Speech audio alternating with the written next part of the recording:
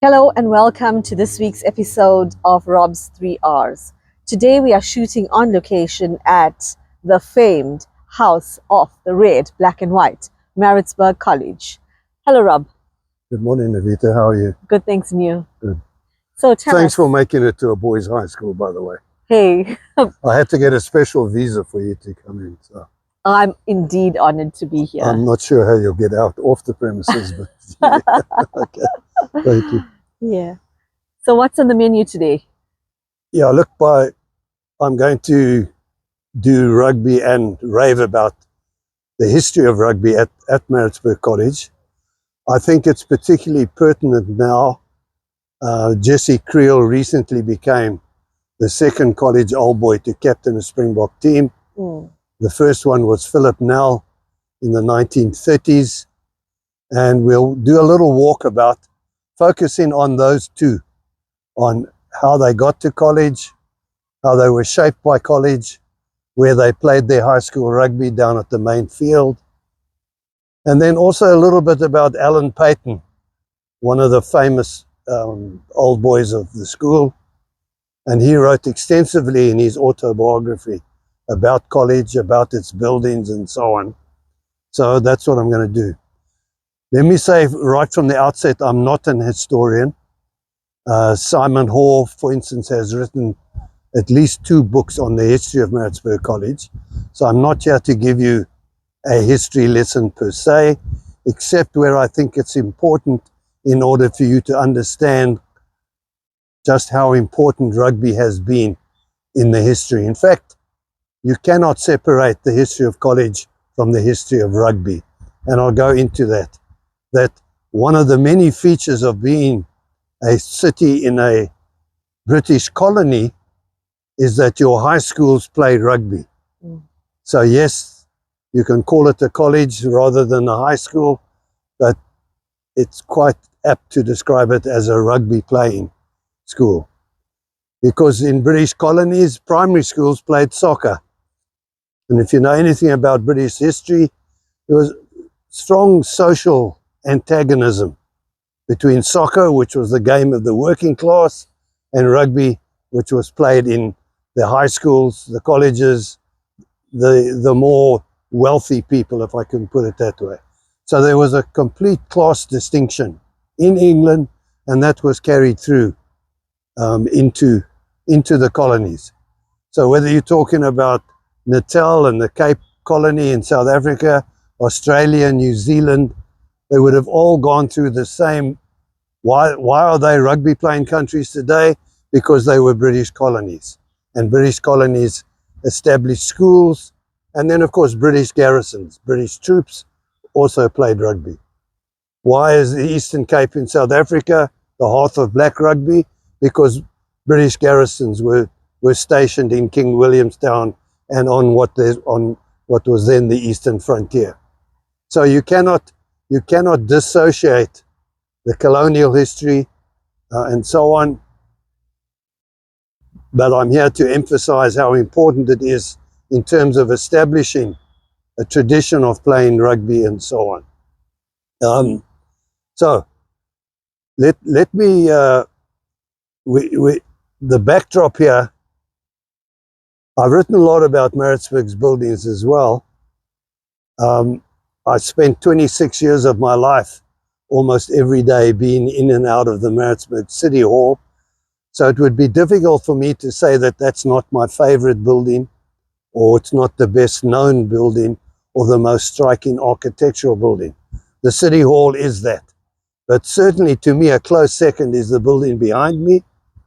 It's the original main block of Maritzburg College, designed and erected in the 1880s. It was designed by an Irish architect who came to Natal in 1870, Philip Nel. He was easily the most accomplished architect in the colony, and he therefore got a lot of big projects. So Clark House behind us, I think this is his masterpiece. If you look at the detail, it's got several stories using local Maritzburg brick, but the brick is called English Bond, the way the bricks are, because the building has to stand. So the bricks are laid by master builders. Not any bricklayer can lay this. Yeah. So the architecture, the workmanship is of the highest order. Dudgeon was also responsible for the first town hall and the original railway station in Durban. Those two still stand. In Maritzburg, perhaps, well, on the campus of the school, the headmaster's building, now known as Shepston House, and then the house, presumably, which always used to be occupied by the Premier, Parkside, also a Philip Dudgeon masterpiece. That's a neighbor here, right? But in Church Street, Pietermaritzburg, there's a quite small standard bank. If anybody wants to really appreciate colonial architecture, I would please go in, visit the Standard Bank in Church Street, Pietermaritzburg. Lovely brick building, wonderfully imported stained glass windows, depicting the four seasons, but the four seasons from the Northern Hemisphere. So it's a wonderful colonial relic to have that. So let me just turn to Alan Paton then, who arrived, as I said, primary school, playing soccer, wins a scholarship, comes to Pietermaritzburg as a 14-year-old boy, very short. He was always short, very short, not prepared for the hurly and burly of college life. And so it's interesting to read what he says.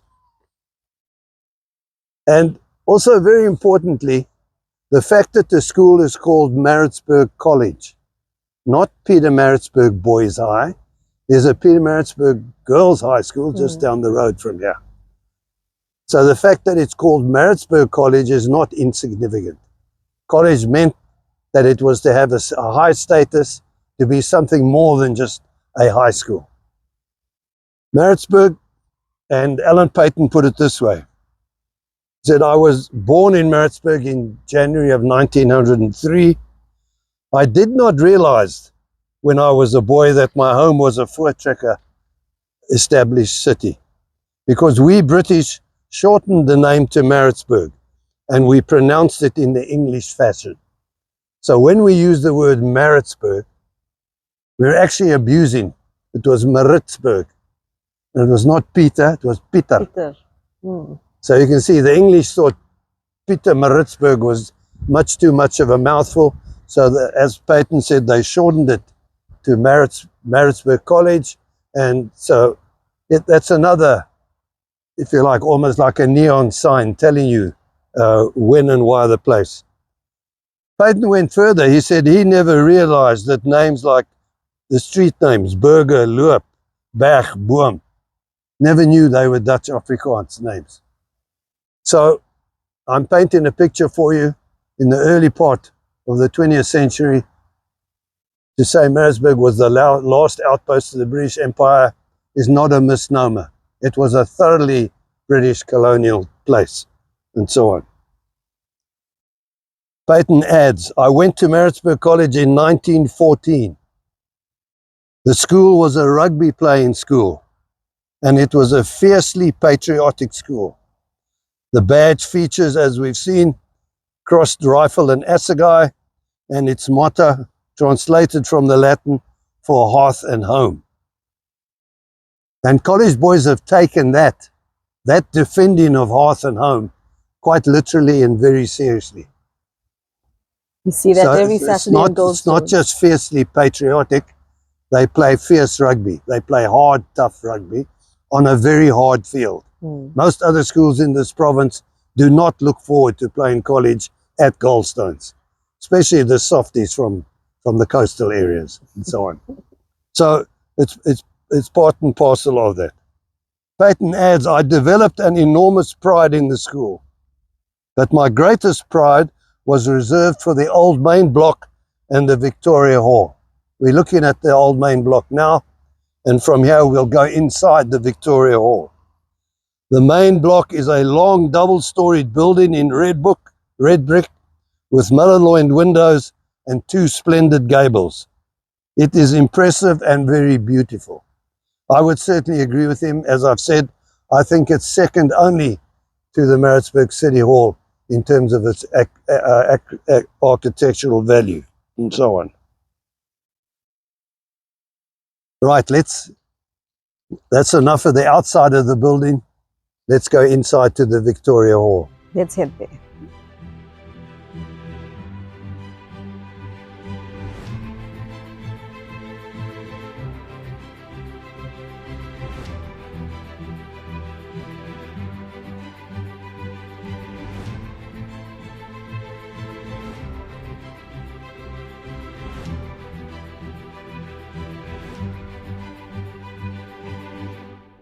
Right, now we're inside the Victoria Hall.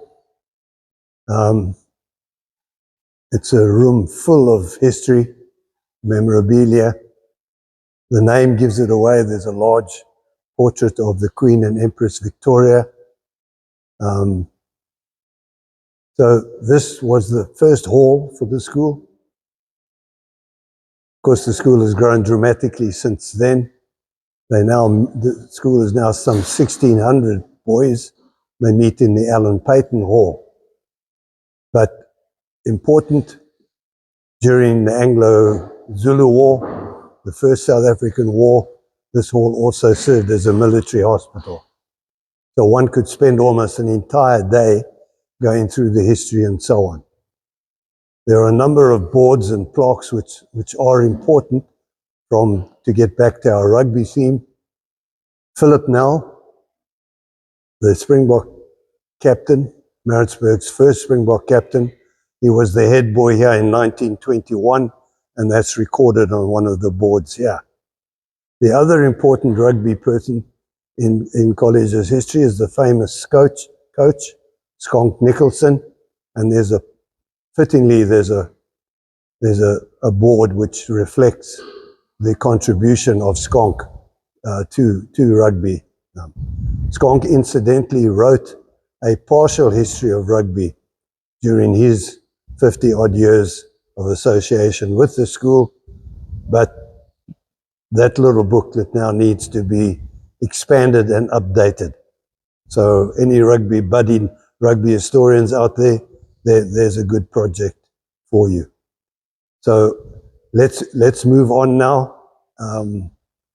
As I said, one could spend at least a full day in this hall alone. Right, here's Philip Nel in the 1920 college first team. That's him in the back row there. If we come down to 1921, he's grown even bigger. He's now in the second row. Right, I mentioned that I'd played rugby against college in 1962. It was a team coached by Skunk Nicholson. The captain, this burly prop, Dave Anderson. In 62, they walloped us, but I'll talk a bit more about that when we get down to Goldstones. In 1963, the coach and the captain are here again. This side has gone down in history, in college's history, an unbeaten team. This is the 1979 college team. Captain holding the ball, Craig Jamison. He went on to captain Natal for their first ever Currie Cup win in 1990. We can't completely ignore cricket. It's obviously also an important game. John T. Rhodes, who revolutionized world fielding. Here he is as captain of the 1987 college first team. A few snapshots of some of the better known rugby players and cricketers who've come out of the school. So as I was saying, here in one corridor, you just take a look, one corridor lined with these team photographs. You've almost got a history of sport in South Africa over the last century or so. Just to show that college is not immune to the winds of change, that you now see that association football that we call soccer is now also a very active sport in college. In December 1963, Maritzburg College centenary year, Alan Paton transcribed in Went Cement a sentimental poem to the school itself and it can still be seen today. Right, turning now to Philip Nel. And very fortunately, Philip Nel wrote a report on becoming captain and the tour to Australia and New Zealand for the Natal Rugby Union. It was published in a book. That book is now out of print. I managed, however, to get my hands on a short excerpt.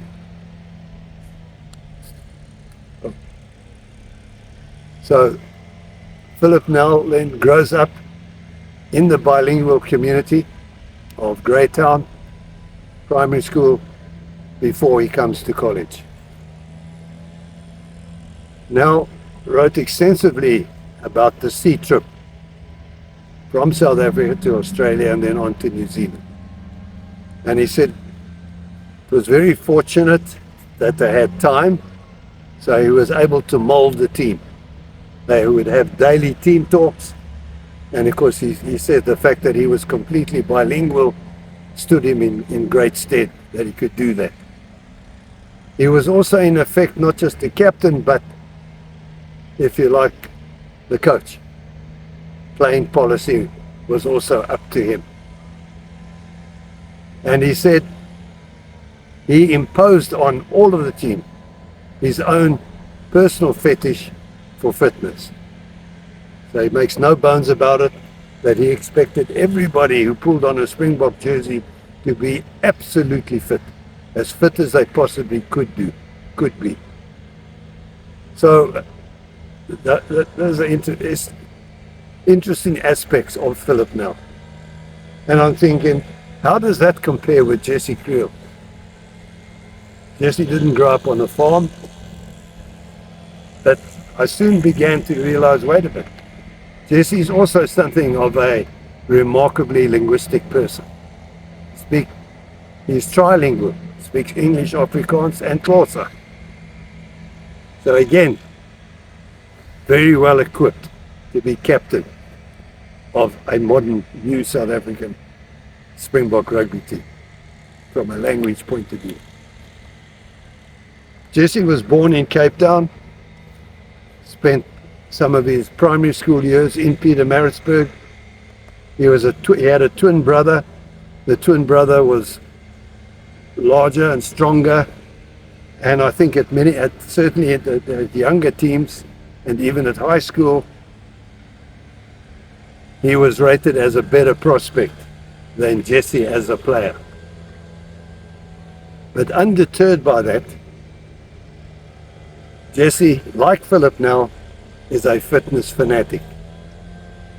So he literally has lifted himself by his own bootstraps. He has spent hours and days in the gym. So making up for the fact that he's a person of medium height and build, he's built himself into a finely chiseled, muscular person. So the Jesse Kriel that you see today, and who runs hard and tackles hard, is of his own making. He wasn't born that way. So here you have two captains coming out of the same school from very different backgrounds.